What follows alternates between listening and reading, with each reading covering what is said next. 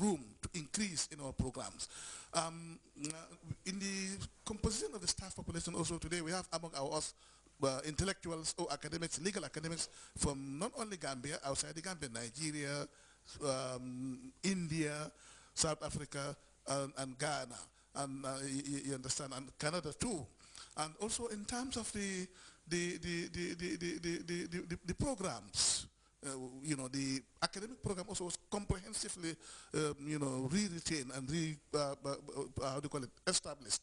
We now got,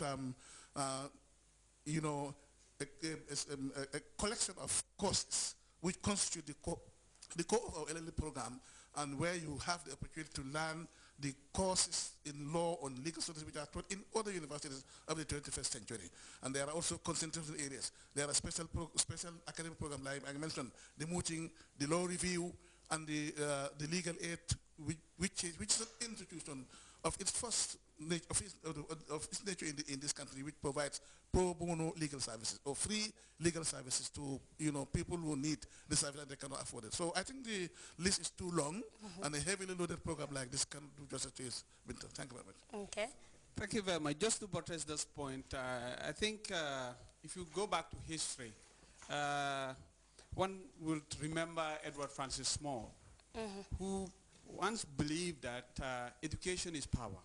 Once you are educated, you can take informed decisions, and hence his difficulties, his challenges with the colonial masters at that time. So, still on history, if you look at American history and Frederick Douglass in his one of his narratives and Times of Frederick Douglass, he once said that education is the road to freedom, because man is born free. But you cannot be free if you do not know who you are. And education is that tool that helps you to know who you are so that you can contribute meaningfully in society.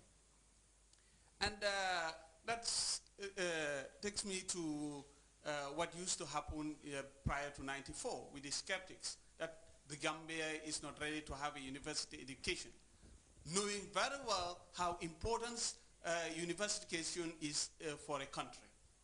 That is where the cream of the society comes from. So if you decide to deny that product, you are denying them development. That's the basic.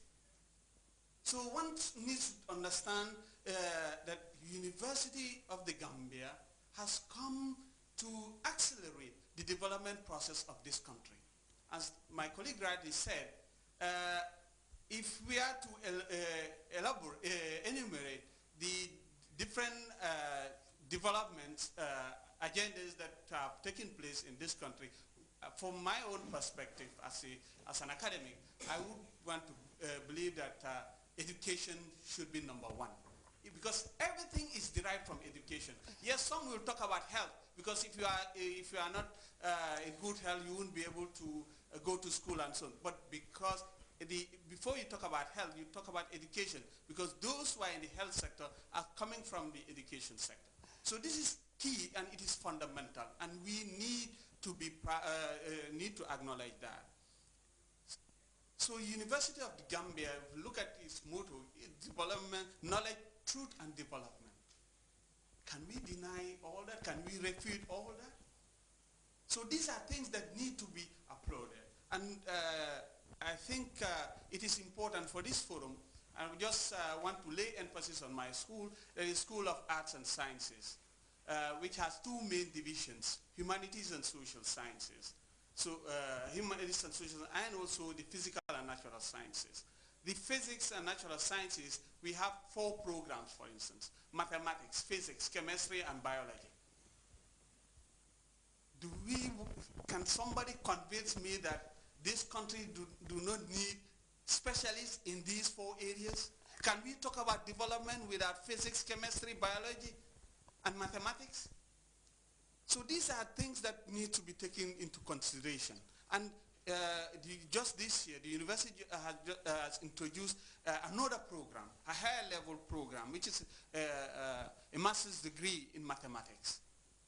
So this will really help, and as time goes on, that will help even in the teaching field to graduate from a situation where more than 50% of us teachers are not Gambians.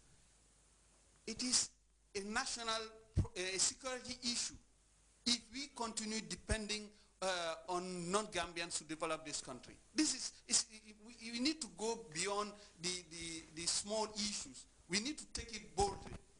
And these are things that need to be addressed. And if you take, for instance, the humanities and social sciences, we have obviously the languages, English, French, Arabic, and so on and so forth.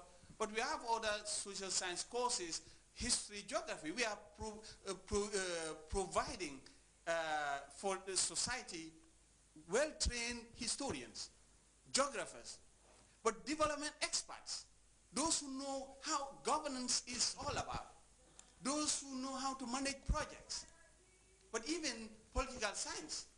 Contrary to the general belief that when you do political science, you end up being a politician, that's not the case. You are trained to be a political scientist, somebody who analyzes, somebody who knows how government functions, somebody who knows how governance and democratic principles are applied. So these are the things, and public policy and other issues, so you are well informed. So these are the products. And the School of Arts and Sciences that has the largest number of programs, now wherever you go, we have our products, even here. Even here at Grts, some of our products have already graduated, and you see them performing all over. Go to the government sector, some are directors, some are even permanent secretaries, some are in the banks and other area, NGOs and so on and so forth. This is part of development. So anything that we can do to support this process should be uploaded. Okay, thank you. My name is Hussein Ulum, and I'm head of Department School of Education. I always believe in the saying that seeing is believing. But I want to add that being there at the time makes you know the situation much better.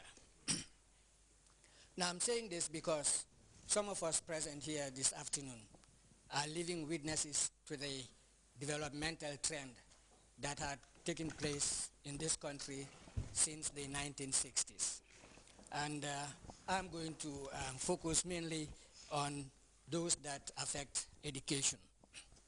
Now, I grew up in Banjul, and that's where I did all my schooling, both primary and secondary. Now, at the time, that was